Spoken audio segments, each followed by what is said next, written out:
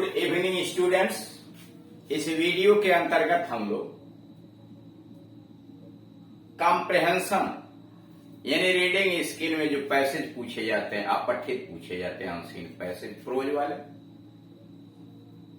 उनका उत्तर किस प्रकार से लेना चाहिए, उसमें क्या विशेषताएं होती हैं, इसके विषय में जानकारी प्राप्त करें। किसी भी पैसेज का उत्तर देने से पहले उसमें बहुत सारी सावधानियां बरतनी पड़ती हैं। जैसे उसे हर वाक्य को समझदारी पूर्वक धीरे धीरे पढ़िए, वाक्य का मतलब समझिए। प्रत्येक वाक्य किसी न किसी प्रश्न का उत्तर हो सकता है। छोटी छोटी बातों को भी ध्यान में रखिए। जो प्रोनाउंस उसमें प्रयोग किए गए, he, his, him, I, they, them, their, she, her, वो किसके लिए आए हुए, उत्तर में उनकी जरूरत पड़ती है। प्रश्नों का उत्तर देते समय आई, माई, मी, यू इत्यादि से बचने का प्रयास कीजिए। अगर कहीं आई आया तो देखिए किस लिए, राइटर के लिए तो आया हुआ है, किसके लिए आया। इसके बाद हम प्रश्न सूचक शब्दों पर आते हैं। कभी कभी ऐसा होता है कि बच्चे प्रश्न में दिए गए शब्दों को ढूंढते हैं और वो शब्द कहीं मिल जाता है जिसका उत्तर से कुछ लेना देना नहीं होता है, वही छाप देते हैं, जबकि उसका उत्तर दूसरा होता है। तो इसलिए इसमें सावधानी बरतने की आवश्यकता है। और मुख्य बात, जितने भी प्रश्न सूचक शब्द हैं, who, whom, whose, which, when, where, why, how, what, how many, how much, इन प्रश्नों का उत्तर बनाने में क्या सावधानियां बरतनी चाहिए, क्या विशेषताएं होती हैं, उसका अध्ययन हम लोग करें। इसके पहले वाले वीडियोस के अंतर्गत who, whom, whose, which, what, ये 5 प्रश्न सूचक शब्दों के विषय में बताया जा चुका है। हु का, हुम का, हुज का, विच का और वाट का। यहां है वेयर। वेयर से अगर प्रश्न बनते हैं तो उसका उत्तर आप कैसे दीजिएगा। वेयर आता है कहां के लिए, और यह स्थान को पूछता है, उस प्लेस को पूछता है। वेयर वाले प्रश्न में काम का स्थान पूछा जाता है, यानी जब काम हुआ वह स्थान क्या है। जैसे क्वेश्चन है, where did he find the box, उसे बॉक्स कहां मिला था। मान लीजिए कि उत्तर में जंगल में, इन द फॉरेस्ट, तो उत्तर बनाएंगे he found the box in the forest. Note, where का उत्तर वर्ब के बाद में है, यानी देख रहे हैं वेयर का उत्तर जो है यहां है लास्ट में, वर्ब क्रिया के बाद, इन द फॉरेस्ट। विभिन्न प्रकार के प्रश्न सूचक शब्दों का उत्तर विभिन्न प्रकार से होता है। हु से सब्जेक्ट में होता है, हुम से ऑब्जेक्ट पर होता है, कोई सब्जेक्ट ऑब्जेक्ट कहीं से हो सकता है। तो इसलिए उसकी सावधानी बरतनी चाहिए कि वेयर से जब प्रश्न शुरू होगा तो वह स्थान के विषय में आपसे पूछेगा। दूसरा question, where was he going in the morning, वो सवेरे कहां जा रहा था। दिल्ली जा रहा था, पार्क में जा रहा था। ही वॉज आंसर, वही was going to the park in the morning, वो सवेरे पार्क में जा रहा था। यानी वेयर से जो प्रश्न बनेगा उसके उत्तर में स्थान आना चाहिए। अब आइए व्हेन पर। व्हेन का मतलब कब, और यह समय पूछता है।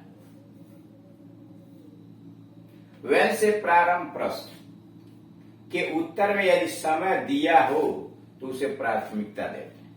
व्हेन से पूछे गए प्रश्न में अगर पैसेज में समय दिया, जैसे मान लीजिए व्हेन डिड ही कम, वो कब आया, और मान लीजिए पैसेज में दिया है he came at 7 o'clock in the morning, तो आप लिख दीजिए he came at 7 o'clock in the morning. समय दिया तो उसको प्राथमिकता दीजिए। तो कह रहा कि व्हेन से प्रारंभ प्रश्न के उत्तर में यदि समय दिया है पैसेज में तो उसे प्राथमिकता देते हैं। यदि समय नहीं दिया है तो प्रश्न के वाक्य के उत्तर में तुरंत पूर्व यानी उसके पहले वाले जो वाक्य हैं एक्शन कार्य इसका उत्तर होगा। यानी उस लाइन में उस पैसेज में उसका समय नहीं दिया है तो प्रश्न जहां से बना है उसके पहले वाले वाक्य में जो कार्य हुआ है वह उसका एक्शन होगा। जैसे वाक्य इट वाज विंटर, जाड़ा था। When he made a plan to go to Kolkata, जाड़ा था जब वह कोलकाता जाने का निर्णय किया, योजना बनाया। इट वाज विंटर, जाड़े का समय था। When he made a plan to go to Kolkata, जब वह कोलकाता जाने का निर्णय किया था तो जाड़ा था, यानी समय बता रहा कि वह जाड़े का समय था। अब प्रश्न बना When did the writer make a plan, लेखक ने कब योजना बनाई थी? कहा? To go to Kolkata in winter।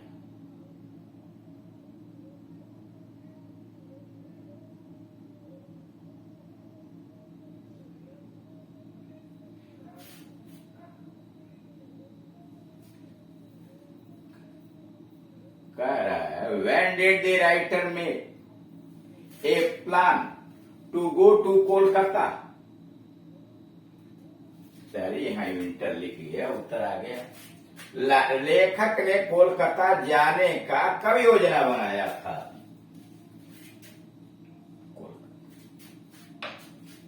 When did the writer make a plan to go to Kolkata?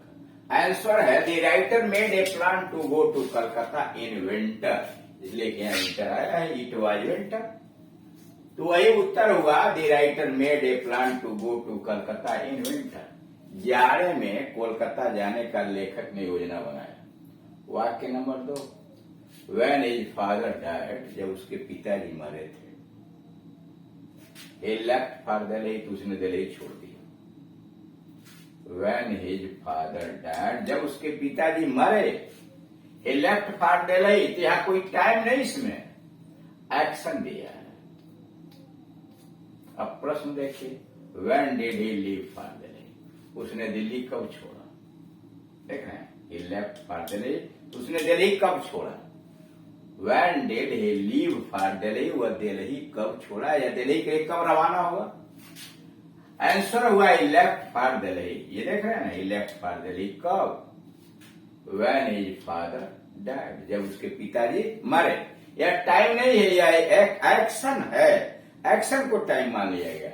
he left for Delhi when his father died। Note, इस वाक्य में समय नहीं दिया, अतः पहले वाला एक्शन घटना ही when का उत्तर हो।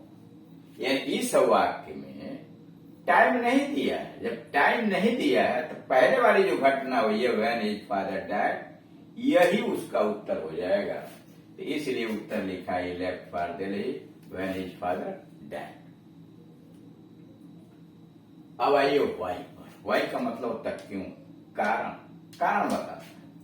बोर्ड की परीक्षा में यह प्रश्न प्रायः पूछा जाता है, यानी वाई से बने हुए प्रश्न बोर्ड की परीक्षा में प्रायः पूछे जाते हैं। वाई वाले प्रश्न का उत्तर पैराग्राफ में से ढूंढकर पूरे वाक्य में दिया जाता है। यानी पैराग्राफ में ढूंढिए कि उसका उत्तर कहाँ है, अब पूरा उत्तर दीजिए। कह रहा है बोर्ड की परीक्षा में यह प्रश्न प्रायः पूछा जाता है। वाई वाले प्रश्न का उत्तर पैराग्राफ जो दिया हुआ है में से ढूंढकर पूरा वाक्य बना के लिखा जाता है। उदाहरण के लिए example, there is no water, पानी नहीं है। नो वेयर, हवा नहीं है। ऑन द मून, चंद्रमा पर न पानी है न हवा है। सो इसलिए there is no life on the moon, चंद्रमा पर जीवन नहीं है। There is no water on the and no air on the moon, चंद्रमा पर न हवा है और न पानी है। सो इसलिए there is no life on the moon, चंद्रमा पर जीवन नहीं है। क्वेश्चन बना, why is there no life on the moon? चंद्रमा पर जीवन क्यों नहीं है? Why is there no life on the moon? चंद्रमा पर जीवन क्यों नहीं? परीक्षार्थी चूंकि दूसरे वाक्य में प्रश्न के शब्द मिल रहे हैं, ये वाला, so there is no life on the moon. अब प्रश्न बना है, why is there no life in the moon? 3 शब्दों को देखेंगे और इसी को छाप देंगे, उतार देंगे। कह रहा है परीक्षार्थी चूंकि दूसरे वाक्य में प्रश्न के शब्द मिल रहे हैं, इसमें मिल रहे हैं, दूसरा वाक्य उत्तर में लिख देते हैं, इसीलिए इसी वाक्य को लिख देंगे इसका उत्तर, जो गलत है। So there is no life on the moon, उत्तर गलत है। वाई का असली उत्तर प्रथम वाक्य में है, यानी यहां है, देयर इज नो, इसमें उत्तर छिपा हुआ।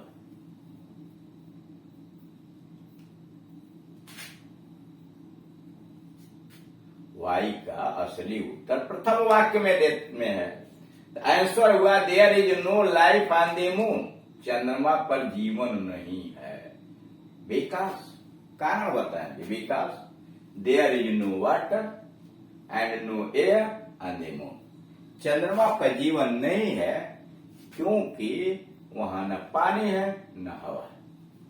नोट कीजिए, वाई का उत्तर सो से, बिकॉज से, टू या इन ऑर्डर टू के साथ खोजिए।